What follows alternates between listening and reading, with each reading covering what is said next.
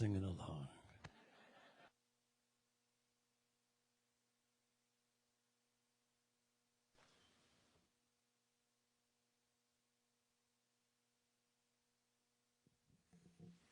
Okay. Wow, I love that song. And if my wife's responses means anything, she really loved it too. So, terrific. Thank you. Well, I'm back. Hi. Thanks. Oh. Can you say more about that? So Leslie contacted me, as she does from time to time. Would you care to come out and say a few words about something? And I said, sure. She said, great. And I said, so what's the theme? And she said, oh, they're really big questions. And I said, great. And, then I foolishly asked, has anybody done free will and determinism yet? And then she foolishly replied, no. And so here we are, stuck with that topic, the topic that has turned generations of Philosophy 101 students to consider business as a major. So, all right. So, well, gee, if it's so bad, why are you talking about it? Because it gives me a chance to talk about science and biology in particular, and that's where I'm headed with the help of Robert Sapolsky, the polymath at Stanford, biologist, primatologist, neurobiologist, and maybe Margaret. Mine is basically a book report, too, because I don't have anything terribly original to say about it. But it does give me a chance to talk about the ways in which science, the advances in science, yet again, change culture and hopefully policy and law. Before I get into biology, though, just a short recap of the history of free will and determinism, or at least a few things that have been influential. Excuse me, I hope this is not triggering for anybody raised in the Christian tradition, but you'll recall Augustine, who had as much to say about free will and determinism early on as any of the Christian theologians.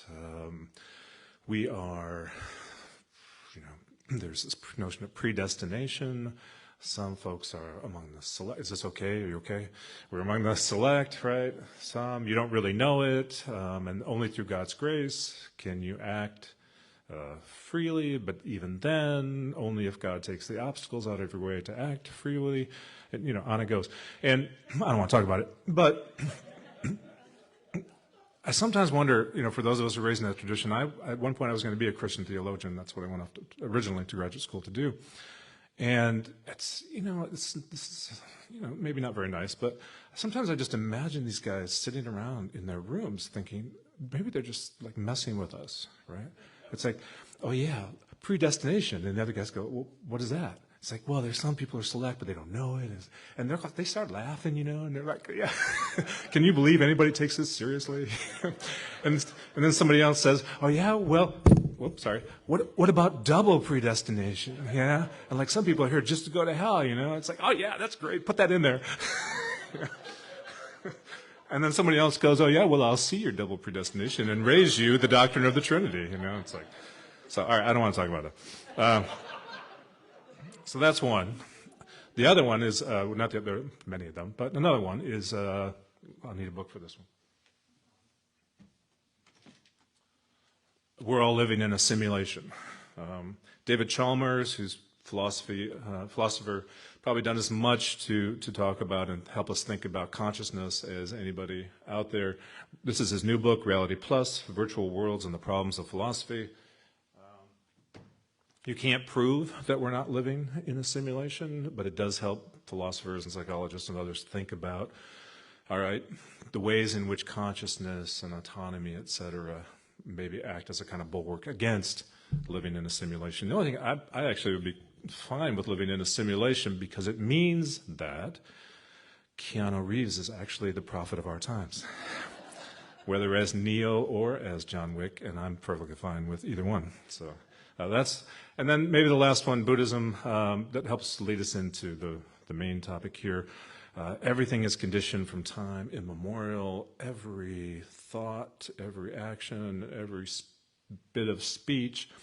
In the Abhidharma Kosha, Buddhist philosophers talk about us creating 64,000 karmas, actions that imprint on us a second. Okay, try to ferret all that out. But what they really want to talk about, what they want to say is everything's cause and effect. It's basic doctrine of cause and effect. We shouldn't be surprised that we are conditioned, perhaps even determined by everything we've thought, done, and said, not only in this in this lifetime, but all previous lifetimes. But then they offer an escape valve, as almost all religions, philosophies, psychologies, and individuals do. They say, right, it's all pretty much cause and effect, it's all pretty much determined, but there's this thing called Buddha nature, the ghost in the machine, God consciousness. Sapolsky talks about it as the homunculus. It's the thing that's in the brain but not of the brain. And we appeal to that as our way out of being solely locked into a deterministic universe, and to help us think that we do, in fact, have something like free will. Sure, all the biology, all the environmental stuff, all the in utero wiring, all the genetics, all the stuff that science just keeps telling us we're actually made up of, sure, that's all there. But in a really important moment when I need to, I can just appeal to something outside of the brain. Again, people call it different things depending on your tradition. I'll go with homunculus. He's got it pictured as this like tiny little guy in an office somewhere in your brain. He's like kind of monitoring everything else that's going on in your head, but in some ways, touched by it and sometimes untouched by it. And then I can rise above all of that, my environment, my past, my history, all of my genetics, all of, the biological stuff that's happened, brain damage, who knows, everything that's going on, what I ate this morning, and somehow making a decision that's free of all other influences. And that's what a lot of people mean by mitigated free will. Somehow I can do that. Almost everybody believes that, I think, right? Almost nobody believes that we're solely and wholly determined. And almost nobody believes that there's unfettered free will somehow just in a vacuum. Okay? So he spends a fair bit of one of the chapters essentially taking apart mitigated free will, because he says even if there's like 99% of the time you're thinking, right, everything is causes and conditions, and I can't escape any of that. That one moment where you say, yeah, but I really did freely choose the vanilla over the chocolate, then he said you're still positing that homunculus, and that's going to get us all in trouble, because that's a folk psychology. There's no real basis in science for any of that. So then he starts building his positive case for the complete lack of free will. And here's how he starts. He says, if a person's leg is fractured, how predictable is it that they will have trouble walking?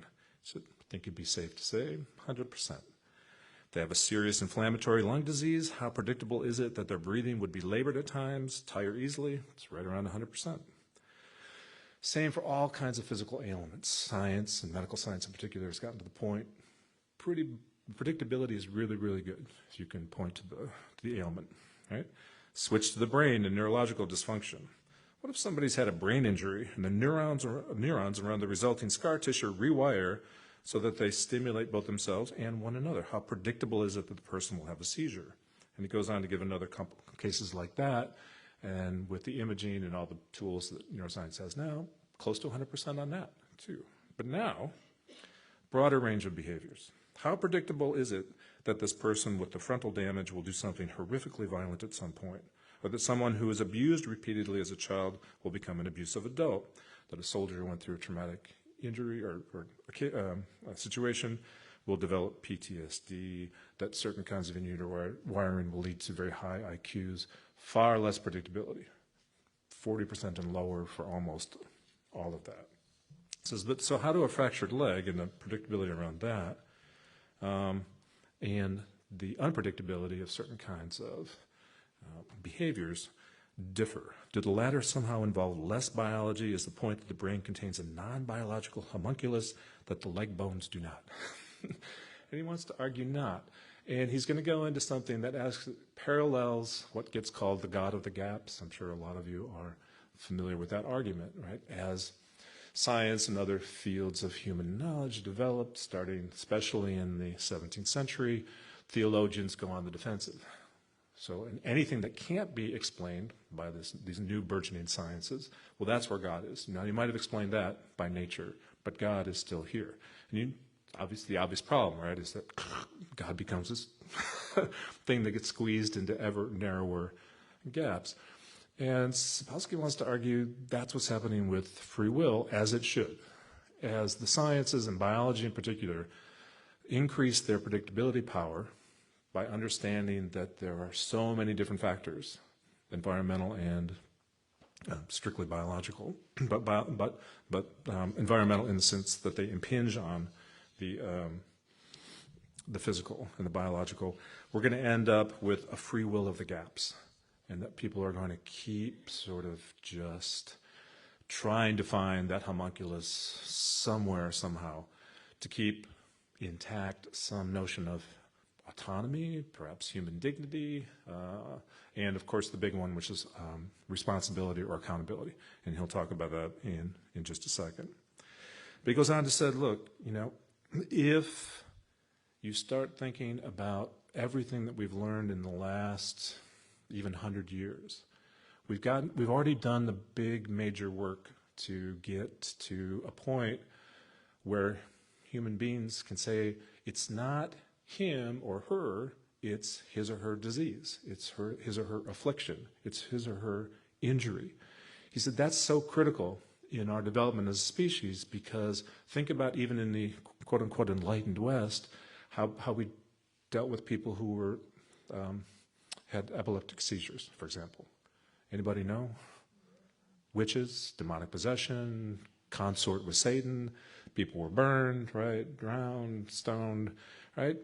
And you end up with an awful lot of folks who suffered horrifically in the past because we didn't understand what was going on.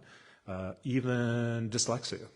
50 years ago, somebody didn't read or couldn't read because they were dyslexic. Why are you so lazy? Why can't you, blah, blah, blah, blah, right? And so we've shifted the notion of how things should be understood, and therefore the notion of what should be punished. What we do with people whose epileptic seizures cannot be controlled right now is we say you can't drive. Right? Nobody thinks that's a virtuous punishment. We just think that's realistic. But we don't stone them or burn them, right? That's something like progress. Most people would think. Same thing is going to happen with all kinds of things that we don't know anything about right now. He has a point in the book where he says, think about the ways in which we view those otherwise sincere, elites, if you want to call them that, from 100, 200, 300, 400 years ago, our ancestors who were acting in what they thought was good faith to protect the rest of us from these people who were showing signs of things that we didn't understand. And that, he said, we're probably going to be judged the same way.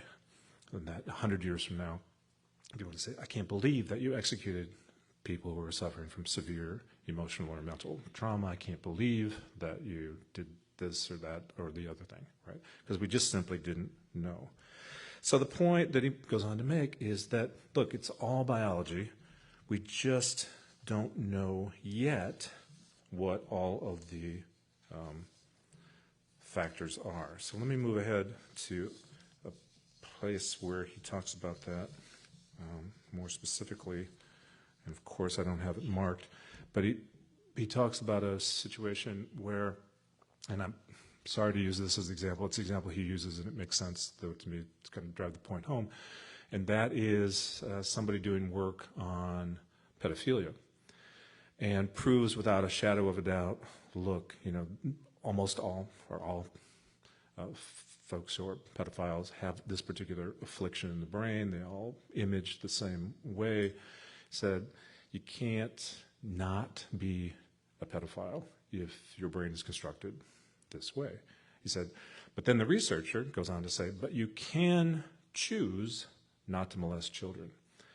And Sapolsky and those who are in his camp say, yeah, you can not. In other words, it's very brave and correct for the researchers to get to the point to say, this is not under somebody's control to be this. He said, but it's not very brave or correct of them to say that then they can choose not to act on it. He said, what we need to do, looking ahead, is to move from this notion that everybody might be afflicted in one way or the other, but at the same time, everybody can choose to act or not act on it. To understand that we don't actually have the free will to do that. But then the criticism comes in, said, well, how come some people who were raised under certain circumstances, go on to become Harvard scholars, and many other people in the same circumstances go on and do terrible things and end up in jail? And he says, it's all multifactorial. And he goes through a long list of how and why each one of us presents quite differently, even at any moment throughout the day. And it is a long list, but it's, what was your childhood like? Are you the product of a single parent home? What is your genetic makeup? Glucocorticoids, what did you have for breakfast? It's on and on and on. I mean, it's a page and a half of possible factors that go in to help us understanding what any particular decision at any particular moment might look like. And so two people who might be sitting there presenting or seemingly have a very similar background, nonetheless are influenced by such disparate factors that the only thing finally that's going to be just to do is to turn biology loose and let it discover each and every one of these factors, tease all these things apart. And there's one point in the chapter where he says, 50 years ago there were 10 papers on this kind of behavioral aspect of human beings and the determination of both biological and environmental factors. Last year there were 19,000. He said, we're going to just exponentially come to understand ourselves behaviorally much better than we ever have in human history, and it's going to change everything. Or not. And here's maybe why not. And we were talking about this a little bit in the pre-talk, and sometimes I even wonder why I bother coming out here, because everybody already knows everything. But but at least the people who show up there, people at least need to show up too. I don't know why. It's true everywhere, isn't it? So but it's this particular aspect. So as we were talking about, this whole notion of punishment is something that's been tricky for a long, long time. And we have changed and seemingly gotten better than we were, right? Don't immediately stone or burn people if they can't pass random, totally unscientific tests. But we still do an awful lot of incarceration, intervention of one kind or another that doesn't seem to be promoting justice or societal good in the long run. He said, if you come to understand biological determinism in the way that he's talking about it here, if we tease out these hundreds of different factors that make individuals who they are and do the things that they do, said we're going to move from a kind of anger, punishment, maybe forgiveness cycle into one where it's understanding and treatment. Right? The problem with that is that for most of our history, and now we have the science, neuroscience to prove it, punishment, if we think that it's just punishment, feels good. Here's what happens.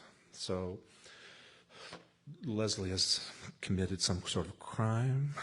I think we all know that. I think we all know that's true. But, so anyway, she's done something.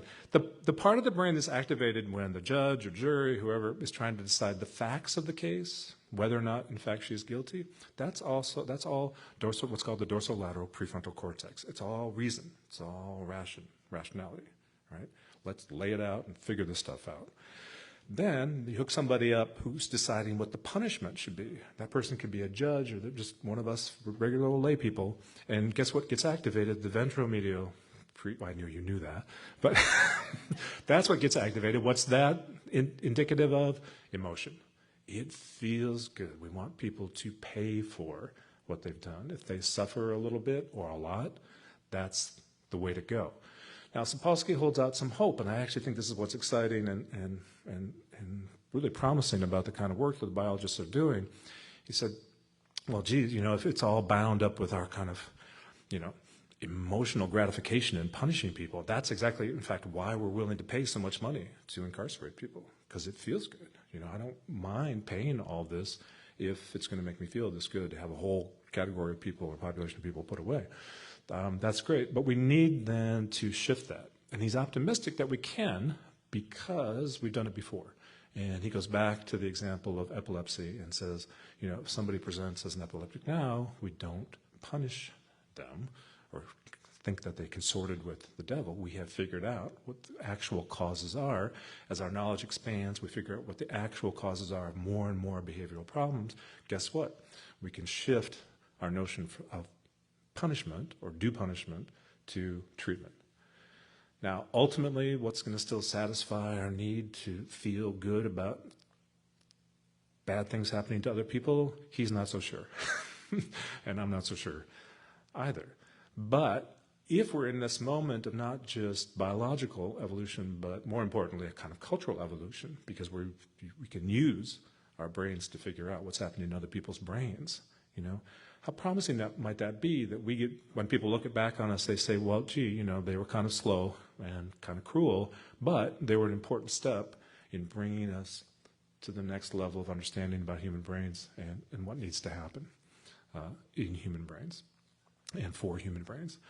In ways, and as we're talking this morning, in ways even that we can, determined though we might be, use our brains to figure out how we can decrease the incidences of people being mis or maltreated so that the predictability about how they'll act will also increase.